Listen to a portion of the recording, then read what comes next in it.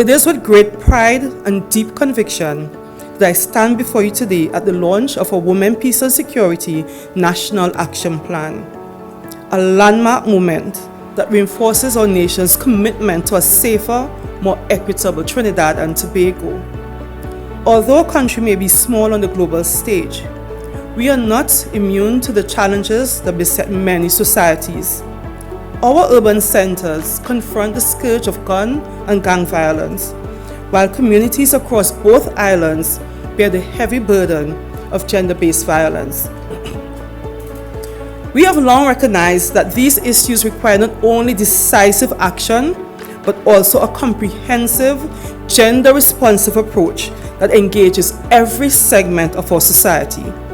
As a nation, we understand that merely addressing the symptoms of domestic violence and criminality is not enough. Instead, we must tackle the root causes that allow such conditions to flourish.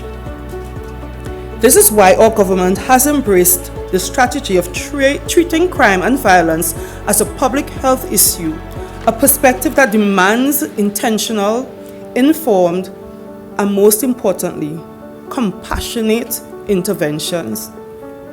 Our approach is multifaceted. Through the Ministry of Education, we have implemented targeted remedial programs and expanded student support services to ensure that our most vulnerable learners, those at risk of falling to prey to the influence of gang leaders, receive the guidance and opportunities they need to succeed.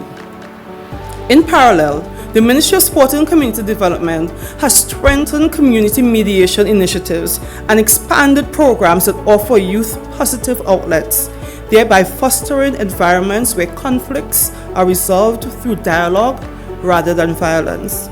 The Ministry of Youth Development and National Service has been instrumental in our efforts. Through a myriad of youth programs, thousands of young people have acquired valuable skills that not only enhance their employment prospects, but also empower them to contribute meaningfully to our economy. The innovative Shade House program has opened new pathways in agriculture, making food production a viable and attractive career choice and contributing significantly to our national food security. However, there's a timeless adage: give a man a fish, you feed him for a day. Teach a man to fish, and you feed him for life. By equipping our young people with sustainable means of livelihood, we empower them to reject the lure of crime and embrace the dignity of honest work. Despite all of this, despite the efforts of our government, we are still faced with a culture of crime and violence that we must address. Our government believes that restoring peace and safety in our communities require an all-of-society approach. This means that every sector, every organization, every individual must join hands in this vital endeavor.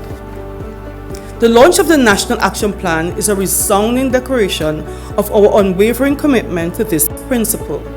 The Women, Peace and Security agenda is particularly significant because it recognizes the disproportionate burden that women and girls bear in the face of violence.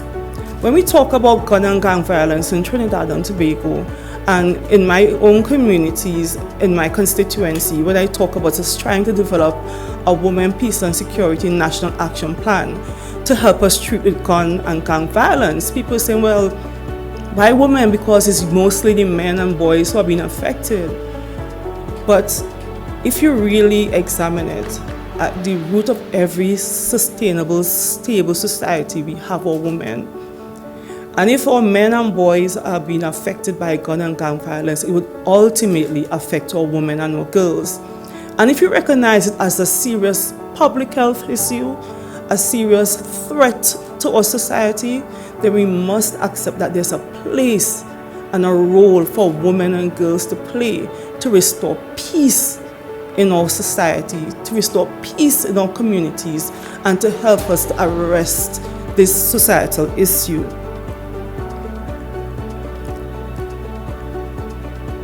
The pivotal role as agents of peace and sustainability that we place women is. The WPS agenda celebrates the many ways in which women have led effective responses to security challenges and sets the stage for further empowerment. Our commitment on the international stage has been equally resolute.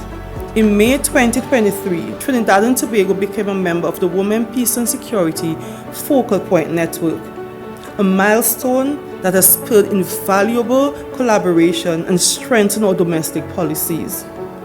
Following this, in June 2023, a ministerial delegation reaffirmed our national commitment at the 5th Capital Level meeting of the Women, Peace and Security Focal Points Network in Washington, D.C.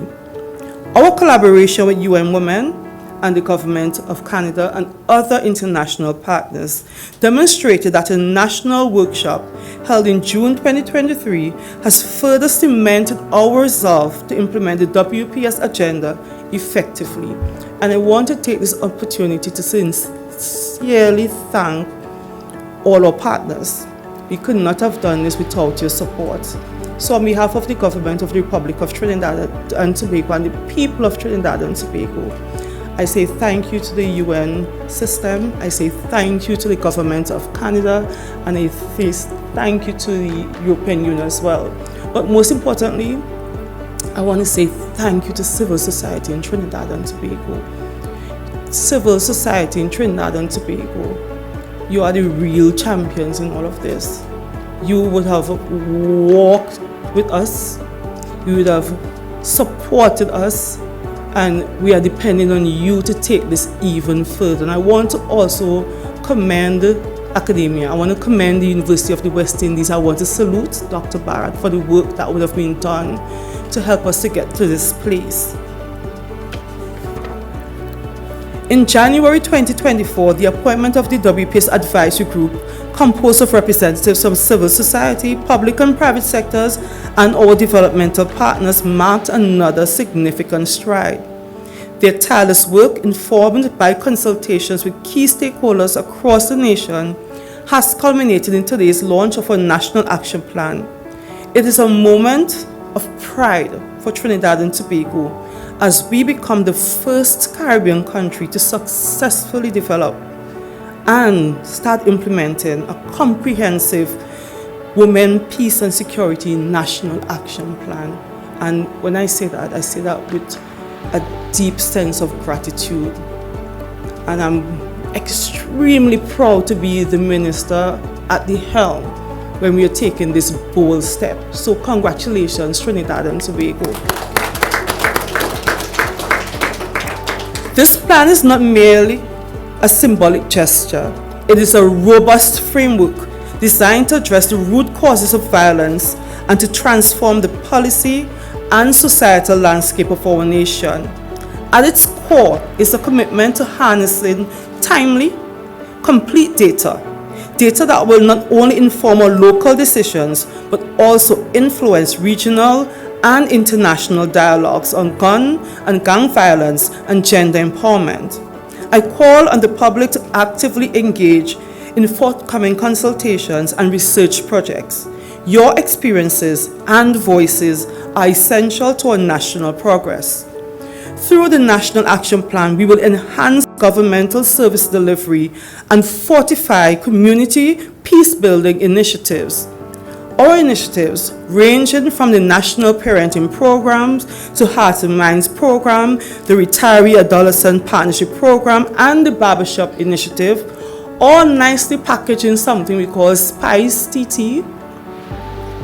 Yes, Spice TT. I want to commend those of you who came up with the term at Cabinet when they were going through the action plan and reviewing the notes.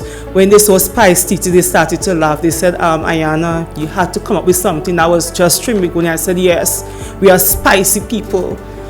And so that's the right acronym for us, Spice TT, because we really want to get into our communities and shake things up in a positive way, engaging everybody, engaging our retirees, engaging persons who have previously served in our national security apparatus, engaging persons within our community-based organization, all of us coming together, creating the response so that prevention is not just the talk, but prevention becomes the reality.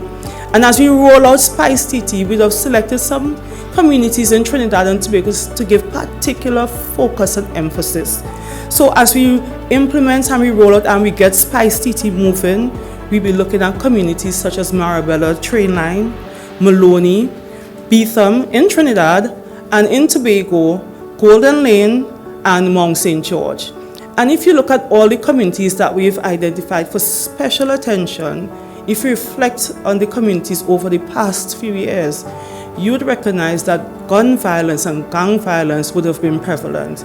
And while we boast in Tobago that Tobago is the calm of the two sisters, in recent times, in Golden Lane, and in my own constituency, in Mount St. George, we are seeing where gun violence is becoming prevalent. And it speaks to how timely this action plan is. Just yesterday, we lost another young Tobagonian to gun violence. So this action plan and its implementation, this effective implementation, is timely and needed right now. And we need all of Trinidad and Tobago, along with our international partners, to join us to ensure its successful implementation. So civil society, faith-based organizations, non-governmental bodies, you remain indispensable partners in this journey. We stand ready to support your efforts through various governmental grants and technical assistance. Your work in providing safe spaces for trauma-informed dialogue, psychosocial support, and survivor advocacy is critical to our collective success. The Office of the Prime Minister, both Gender and Child Affairs, through the one-off grants, and the Central Administrative Services Tobago, through our financial assistance to non-profit organizations committee, continue to accept applications from non-profit organizations. And if your project or service supports the WPS agenda, you may very well qualify for a grant to fund your initiative. Again, I want to take this as an opportunity to make an appeal to all those organizations working in the vineyard. If your work aligns with the WPS agenda, if it aligns with what we're doing under a National Strategic Action Plan to end gender-based violence and sexual violence in Trinidad and Tobago, please come forward and make full use of the opportunities for funding and technical support that is available through the various ministries, especially Office of the Prime Minister. Our national response to gender-based violence will be seamlessly integrated with the Women, Peace and Security National Action Plan, supporting our National Strategic Action Plan on Gender-Based Violence and Sexual Violence 2023 to 2027. Initiatives such as the Umbono system, launched earlier this year, exemplify our commitment to innovative, data-driven solutions that enhance the effectiveness of our interventions. And I want to take this opportunity to commend the Office of the Prime Minister or ICT department for the work that would have been done to develop Umbono. Yesterday, when I was out campaigning, I boasted to some young persons, I said, right at home in Trinidad and Tobago, we are training young professionals who are developing their skills and their capacities to meaningfully contribute towards addressing national issues. And I made a reference to Umbono, where now we're getting real-time data, right, PS? The information coming to us on a daily basis, and through the data we are collecting, we are able to build strategic partnerships with the police service. And I want to recognize Ms. Superintendent Powder, right? I want to recognize Superintendent Powder in our midst, because with the information coming through the Umbono system, we are now able to reach out directly to you and tell you which communities, which homes to target to prevent lives being lost. And we are seeing the results. So, P.S. Maya, on behalf of the government, please extend again my sincere gratitude to our ICT department. Give them a little clap now.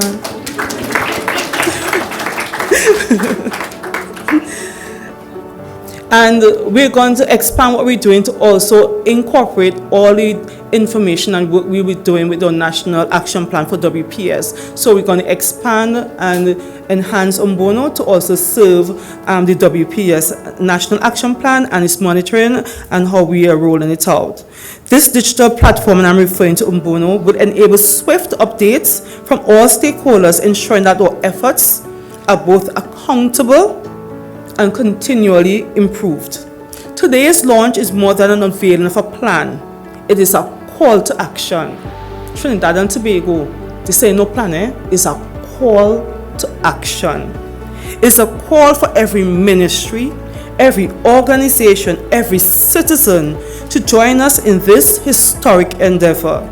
Together, we will create a Trinidad and Tobago where peace, inclusion, and resilience are not aspirations, but realities. And I strongly believe that. I strongly believe with the work that we have started through our NSAP and what we're going to continue doing today with our WPS National Action Plan, we're going to get there.